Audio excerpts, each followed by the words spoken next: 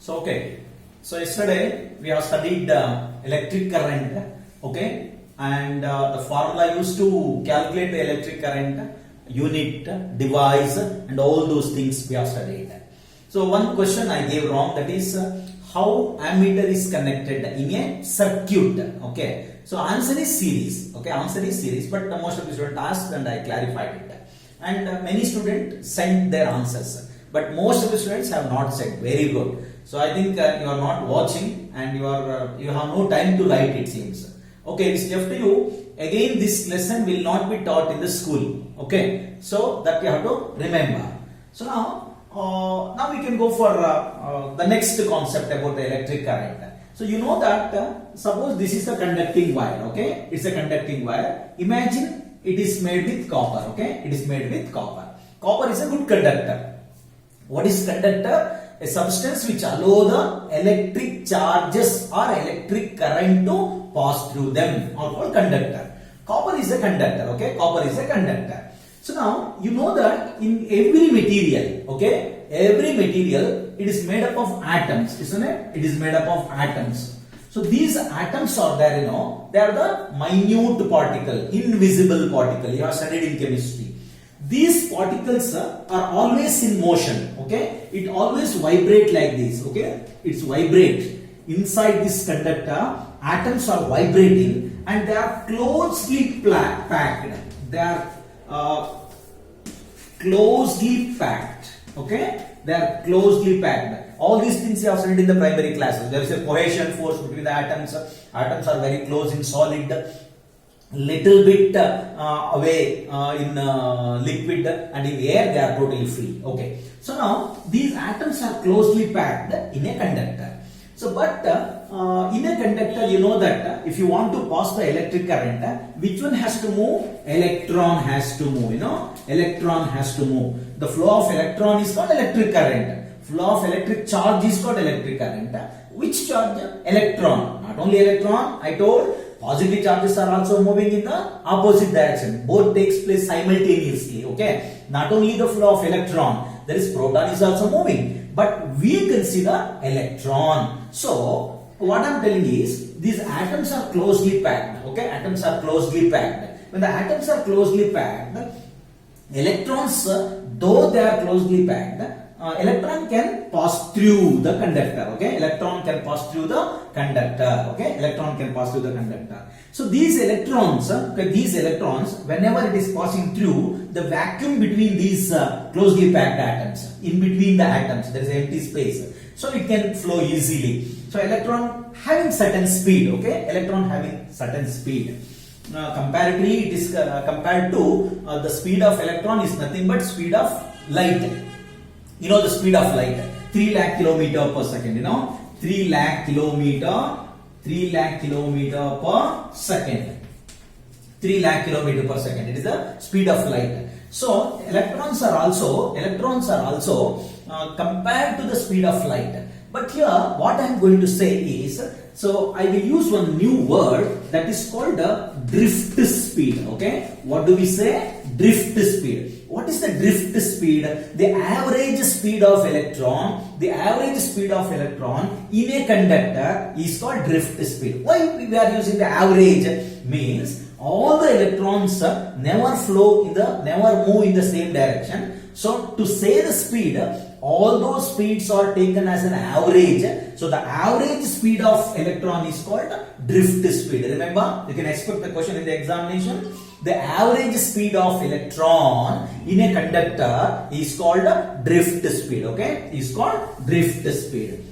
So that concept you have to remember. Okay, now as I said, the flow of charge is called electric current. Okay, these are all basic things. If you understand this, you can work out the problems. There are 20 or 30 problems are there in this text. If you know all those things what I am explained, then only you can work out the problems. It's very, very important one. Okay. So what I am going to say now, these charges are there, you know, these charges, okay, they flow in a conductor. The flowing of charge, okay, with respect to time is called electric current, that we have already studied. So now, how these charges will flow? is it possible to make the charge to move themselves? Okay, so that we have to discuss now. So look here, just one comparison I will give you. I will give the comparison. Imagine, okay, there is a 3-story building. Okay, so this is the ground floor, this is the first floor, okay, it is the second floor, it is the second floor. So there are 3 floors. Okay, this is the ground floor building, first floor, second floor. In the ground floor, okay, you kept one syntax, okay, and in the second floor, first floor, you kept one syntax, and in the third floor, you kept one syntax. Okay, you kept the 3 different syntax, and you made water to fall it from each syntax. Okay, you made water to fall from each syntax. You just think about yourself. In which syntax water flows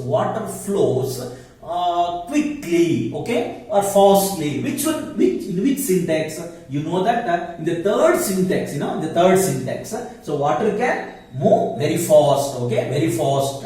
Okay, velocity of the water is very high in the third one compared to second, and this is very slow. In the ground floor is very slow. So what is the reason? Now the water is flowing from third to this ground with the high velocity. It is because of gravitational force. Okay, it is because of gravitational force. So difference in gravitation. So suppose if you take, this is the ground. Okay, it is a ground. Gravitation is 0.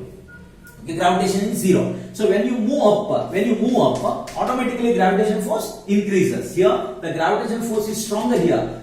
So the difference between gravitational force of the second floor and ground is more than second floor and the ground and first floor and the ground. Okay, so here this second floor and the ground considered as 0. Okay, second floor is considered as the highest one. So this difference, for example, this is 2, this is 1, this is 0. Suppose this is 1, this is 2, this is 3. You take now. So 3 minus 0 is 3, 2 minus 0 is 2, 1 minus 0 is 1. Which is the highest one? 3 minus 0. So the difference between this second floor and the floor is highest. Therefore, water rushes quickly. So that means whenever the difference is created,